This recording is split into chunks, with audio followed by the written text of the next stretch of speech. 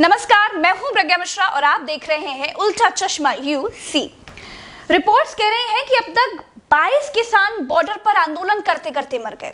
बंगाल में सौरभ गांगुली जी की तबीयत खराब होती है तो पूरी सरकार ट्वीट करने लग जाती है, करना भी चाहिए, लेकिन 22 किसानों की मौत पर सरकार की जुबानों पर ताले लगे हैं। यह है किसानों के लिए सरकार का दोहरा चरित्र।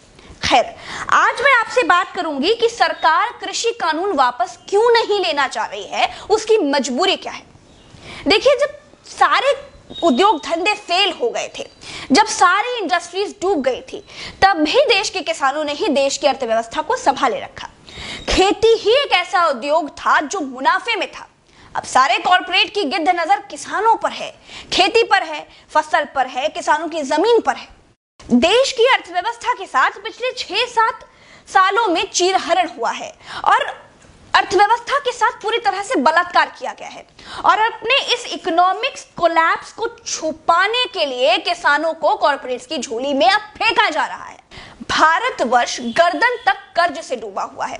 इस समय जब मैं आपसे बात कर रही हूं तो हमारे देश पर 162 लाख करोड़ का कर्ज है, जो दुनिया भर की अलग अलग बैंकों से लिया गया है। और 2014 में जब देश में बीजेपी सरकार बनी थी, तब यह कर्ज 84 लाख करोड़ था। देश की सरकार कर्ज लेकर घी पी रही है। ऐसा तो है नहीं कि देश माल्या की तरह या नीरव मोदी की तरह कर्ज लेकर भाग जाएगा। कर्ज तो चुकाना ही है, लेकिन हमारी जीडीपी तो डूब चुकी है, इंडस्ट्रीज का बुरा हाल है, कंपनियां बंद होने की कगार पर आ गई हैं। ऐसे में कर्ज वापस कैसे होगा? जो सामने दिखाई देता है तो मुनाफे वाला एक ही रास्ता बचा है और वो है खेती, जिसमें कॉर्पोरेट को 200% तक मुनाफे की गारंटी है और कॉर्पोरेट को हर हाल में वो चाहिए ही चाहिए। और सरकार को कॉर्पोरेट की ये बात माननी ही माननी है, क्योंकि पॉलिटिकल फंडिंग किसान तो करता नहीं है, किसान सिर्फ वोट देता है, फंड तो कॉर्पोरेट से आता है।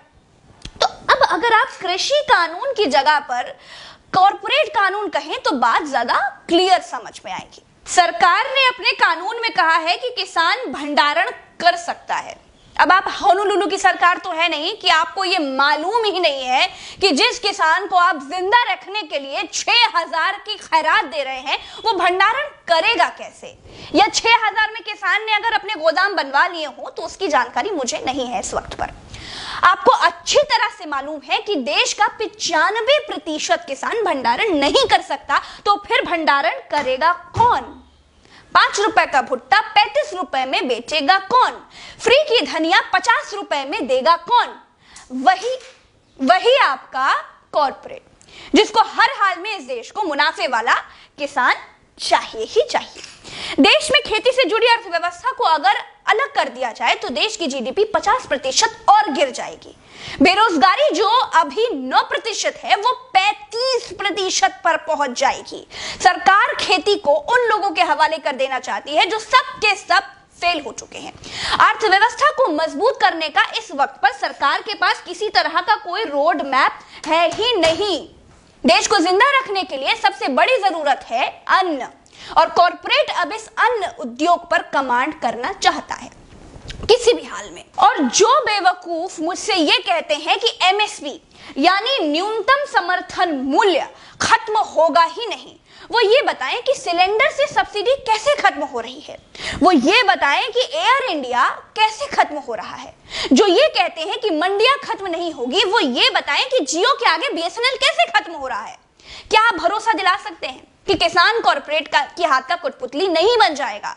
जो लोग पैसे से पैसा बनाते हैं, जिन लोगों को किसानों की मौतों से कोई मतलब ही नहीं है, जो लोग पैकिंग करके 5 का भुट्टा 35 में बेशर्मी से बेचते हैं, वो किसानों को पैरों की जूती नहीं बनाएंगी, इसकी क्या गारंटी है? और जो लोग आज मौन हैं, जो लोग आज ठेले से फ्री की धनिया खरीद कर मिर्ची भरकर चल देते हैं, वो ये जान लें कि यह कानून महंगाई की गारंटी है। तो ठीक है, आप मौन रहिए और महंगाई का इंतजार कीजिए। आज के लिए बस इतना ही। जय हिंद, नमस्कार।